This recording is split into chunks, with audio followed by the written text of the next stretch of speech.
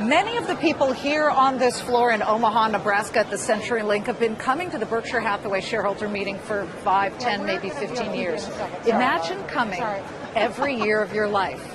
Growing up Buffett involved coming to these meetings. Meet Warren Buffett's kids, Howard, Susie, and Peter. Great to have you guys on. This is our 9th annual Fox Business, the kids I was exclusive. wondering how many years we've done. Yes. No wonder I feel old. Next year we get a prize, Liz. Yeah. Year 10. Yeah, 10 years. You're mine. Yeah, some retin-A for all of us, right? I mean, can you imagine? I was thinking Dairy Queen. Dairy Queen's right over there. Listen, it's different this year. Your dad came up with this idea to live stream it to now millions of people in the world. It's going to be in both English and Mandarin. He's suddenly becoming high-tech, Howie? I doubt that. I think someone gave him the idea and he just said that's a great idea. But I'm going to interpret in Mandarin if he needs help. You know what? I bet you could, yes. He's big in farming, certainly. But Susie, you know, it is a different field this time around. Yeah. He has almost opened it up to the world versus people coming to Omaha. What do you think that means about where he's at in his mind? I think it's great. You know, I think his hesitation in the past has been that he loves the party aspect of it. He loves it that everybody shows up. And I said to him, we were talking about a couple of years ago, everybody's going to still show up. Everybody does love the party. I don't think it'll cut down on attendance, but it will give access to people who aren't able to come for whatever reason. And I think that's wonderful. Well, it's sort of like the Super Bowl. I mean, if you have the tickets in your hand, wouldn't you go versus Sure. watching it on Yeah. TV, right, Yeah. Peter? Absolutely. Not me. Or like a concert. I mean, people watching it online is nothing like being there live. Right. So, yeah. How do you think your dad has evolved over the years? I know that's such a broad question, but has he even evolved? Has he even evolved? Well, yes and no. I mean, when I talk to somebody about what was it like growing up or something, my first word is consistency. And that's what you see. I mean, he's the same person day in and day out, and it's why he's so successful. So in some ways, he hasn't evolved in the good sense of the word at all. But I think what do you think? I mean, I think in some ways he continually grows, and I mean that's also why he's so good, because he grows and he learns and he takes new information in. So he's both exactly the same and a little bit different as he gets older. Definitely loosened up. Yeah. Yeah. He also loosened up his purse strings. Yes, he did, Liz. You guys gave Not you guys enough. Not enough. They want more. Hey, you guys have, I guess, by now, $2 billion each for all of your foundations that he has given you. You, of course, have an unbelievable Africa effort when it comes to all that is farming and making seeds that are better and more helpful to the world. You've got the Sherwood Foundation for Women and Girls. And She you, stole that name from me, by the way. I want that on the record. Oh, really? Yeah, she did. It's good that you guys are really getting along many years later. In our old age. Talking about evolution, yeah. And Peter, of course, you have the Novo Foundation with your wife Jennifer. Yep. What has that meant for your world? You guys could have been completely different had your dad said, here's the money, go have fun with it. I think we still would have ended up probably doing some similar things that we're doing, because we wouldn't feel like, I mean, if you are this fortunate, you need to share it and do things for other people.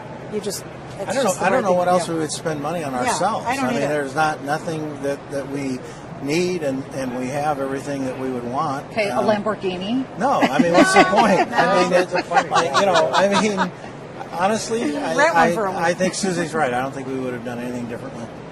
Well, you guys are now power players, though, in the philanthropy world. Do you get a lot of pitches, or do you don't take any ideas for your foundation? You got one? The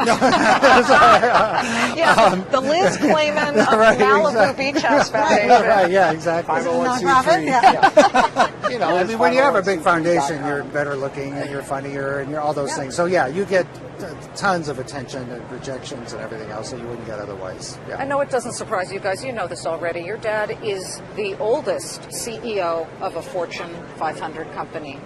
See, you ever feel like he's in the final stretch, Susie? No, he's also the smartest. No, I mean, he amazes me, because when I think about his actual age, I think, really, you know, he's better than he's ever been. He's a you little know? underpaid. Yeah, it's a strange thing to think about, because he's better than he's ever been. And right behind you is a mock-up of the railroad. Their dad owns a railroad. Well, of course, Berkshire bought Yeah. Burlington Northern. What's the coolest company? What made you think my dad's cool when you first, Peter, when he bought one of his 90 companies? Gosh, that's a good question. help me out. Go What do you around. think? No, I would have to, of course, being the girl, I would have to say Borsheims. But I also have to say, Jewelry. I have to shift that a little bit to South Bay and the Forest River Company because I have a South Bay pontoon boat now. You're kidding. No. And it's you really haven't fun. sunk it yet. Not yet. I mean, your dad's in pontoon boats? It's unbelievable. What about you, Howard? I'd say Burlington, CTV, and Dairy Queen. Yeah. Gotta love the Dairy Queen, right? Yeah, but you can eat a lot of Dairy Queen on a train. So that's like, You know, in this 51st year of the shareholder meeting, and you look out at these crowds, and people are fascinated, not just by your dad, but by you. What is the most important thing you ever learned from your dad as you look ahead? Oh boy, I mean, I think it would be a certain kind of consistency and, well, everything I would say, like an evenness and a way of thinking things through and all that stuff. It all gets back to some level of a consistent behavior that you can count on, something you can count on. I would agree with that, and I would add both my parents, the social values, the social justice, equality. We grew up seeing a lot of the examples they gave were amazing for us. Yeah. well, my dad used to always tell me, you've heard him say this, but he started with us kids when we were little. He always said, stay within your circle of competence. And he always reminded me mine was like really small. and that's a great lesson for everybody. And then the other thing is he used to always say to me, all of us, that anything you do could end up on the front page of the paper when you wake up. So just think about what you do. Yeah. And I think if you really think about that, you do some things differently. The pride that you feel when you see him on stage and all these people, and now it's going to be spread to the entire world. What is that like, Susie?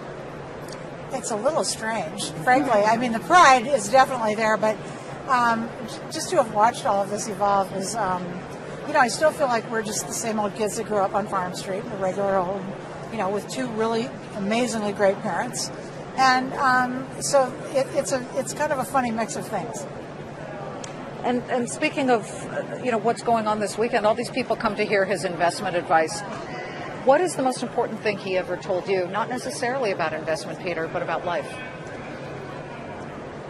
Boy, I get the You're getting, right. you're getting the hard ones first. I paid her. Yeah, exactly. I mean, it's so much around integrity. I can't integrity. think of. I can't Do think what of you love, a phrase. integrity. Yeah, do what you love and integrity. Yeah, thank the you. truth. Yeah, right. Tell the truth. I just remember saying, buy Berkshire and then buy more Berkshire. So that's what I remember. That was all he ever said. Yeah. Do you guys ever think about the time when he's not going to be around and how you let his legacy live on?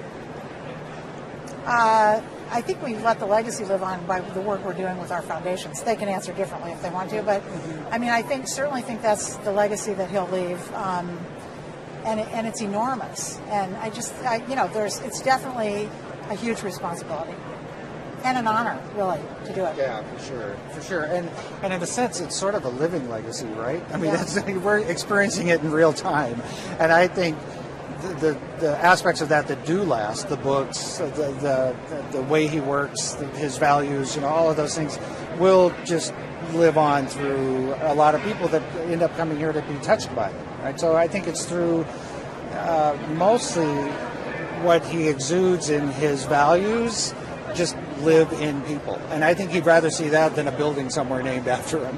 I think that's why so many people show up, is his values. I mean, they respect him so much for the person he is, which is a very unusual person.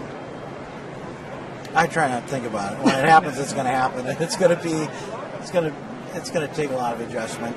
And it's big. Well, and he'll have the most effects, like directly. Because you will be the non-executive chairman of the company. Yeah. That's if the board votes for me. I don't know. Last time I checked, I had about 30%, but I don't know.